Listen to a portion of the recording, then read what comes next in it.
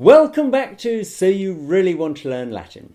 Now I have a special guest with us today, my daughter Emma. Hello. Here she is. I started teaching Emma Latin when she was about 5. Yes. Or perhaps 6. Ridiculous, I know, but there we go. So we now, several years later, are going to use her as a little bit of a guinea pig to see if she remembers anything that I tell her. I'm going to start by teaching 3 little Latin words which we're going to need. They are 2 conjunctions and an adverb. And as soon as I've got that past my little pupil here, we're going to do a major session on revision to check that everything I've been teaching so far has gone firmly into the old numbskull. Quick burst then on conjunctions and an adverb. So conjunctions are little words that join nouns together or clauses together. We've got a grammar video on this subject, so check that out to find out how they work in English. I go into it in a little bit more detail. But for now, all I need you to know is that the Latin for and, which is obviously a pretty useful word. The Latin for and is et. Quite neat because it's et in so many other languages. French, Spanish, Italian, you name it. I don't think it's that in Spanish or Italian. Interesting. Well, it should be. It is in French. Okay, so et means and it's used to join nouns together and clauses together. So if you wanted to say, I am walking and sailing, I mean, it would be clever to be doing the 2 at the same time, but if you were, it would be... Can I guess? Yeah? Is it ambulo et navigo? My work is done. Okay, very neat. So the word et in the middle to join those 2 clauses together. Another little Latin word, sed, means but. So, for example, if we wanted to say, I am singing, but you are shouting, we're going to be going cantor, sed clamas. So happy with those 2 conjunctions, et and sed, and but. And we're just going to pop in a quick little adverb as well. I'll do a video on adverbs later, but the adverb not, the Latin word for not is non. Okay, it's got a nice long O. So, 3 new words, and we are now going to put into practice everything we've learnt so far. Okay, so this is your time to test Emma's ability to answer my questions. Your mission is to try and get the answer before she does. Okay, it's a long time since she's done any Latin. A long time. Okay, so we're going to start off with the present tense of the Latin verb navigo. Okay. Navigo, navigas, navigat, navigamus, navigatis, navigant. Very nice. The future tense. Tell me quickly what the future tense means. I will do it. Very nice. And we want the future tense of rogo. Rogabo, rogabis, rogabit, rogabimus, rogabitis, rogabant. There's a family trait here. Our pronunciation isn't spot on. Rogabunt. Rogabant. Okay. Nice. And now the imperfect tense. First of all, what does the imperfect tense mean? That means I was doing that thing. Okay, in the past. Very nice. And let's have the imperfect tense of idifical.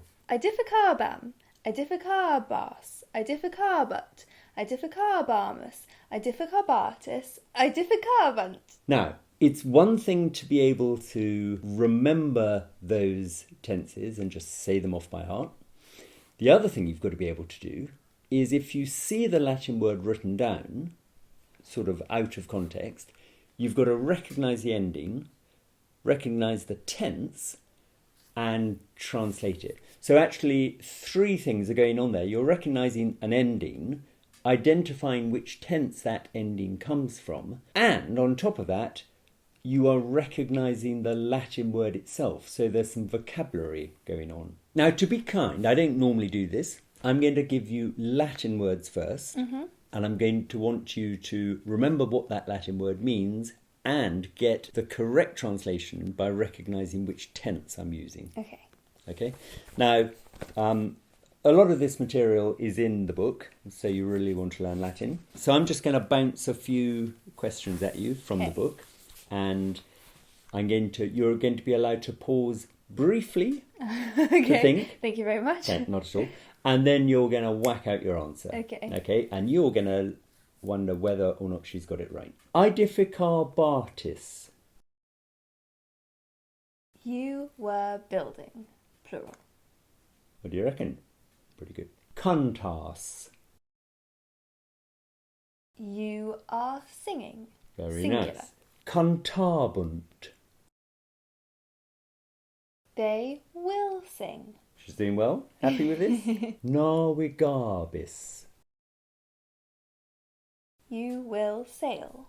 Very nice Singular. indeed. You'll notice she's been really scholarly by telling me whether it was you singular or you plural. I'm actually just being a show-off.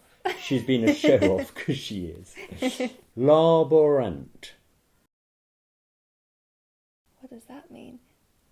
Okay, I think that's going to be about working, and therefore it's going to be they are working. Very nice. From the Latin verb Laboro. very nice. And it's laboro. It's got a long O in the word before the O at the end. So laboro means Laboro. I work. Very nice. Like labour. Like labour. Vocabit. He will sing. She will sing. Go women. We'll just ask the question one more time. Vocabit. She will call. Better. Okay. Amabitis. You all will love. Very nice. Laboratis. You all are working. Very nice. Or give another translation of that. Instead of you are working. You work. Very good. Can you explain the difference between you are working and you work? You are working suggests you are working right now, whereas you work could just be like you work at a petrol station when you go to work. Okay. So this is something we've explained in our grammar course on verb tenses. You work is called the present simple, and it's just a simple statement of what you do or do not do. Whereas you are working is the present continuous tense, and that tells us what you are doing now. Okay, now, not too bad, in fact, good. Thank you. However, we're now going to just step it up a little bit by asking you to go the other way. Thanks.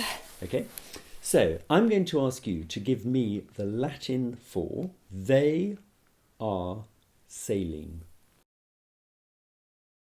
Navigant. Very good. From the Latin verb Navigo. meaning To sail, or I sail. I sail. Very good indeed. Give me the Latin for they will ask.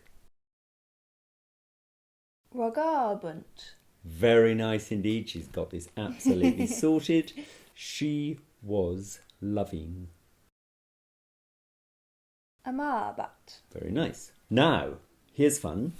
We're going to whack in some of those little words we've just learnt. Okay. Okay. Please give me the Latin for she is walking and singing. Okay. Ambulat et cantat. Very nice indeed. Now, let's have the Latin for. This is just a little commentary on how good you are at singing. So, we were singing, but shouting.